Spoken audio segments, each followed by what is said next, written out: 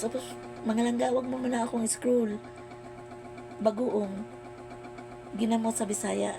Masarap ito mga langga iulam. Kasi ito ang paborito kong ulam. May sili lang at saka suka. Ang sarap na talaga. Mga langga, kahit araw-araw, hindi ako mauumay. Kaso lang mga langga, makakos pala ito ng UTI. So, hindi ako tama mga langga. Hindi maganda sa magandang pangangatawan. Hindi ako tama mga langga. Ito din mga langga, taba ng baboy, humba. Paborito ko din to, humba. Yung taba talaga.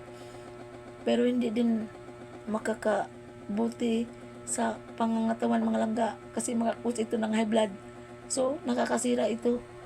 So, hindi din pala tama mga langga. Hindi. Pero mga langga,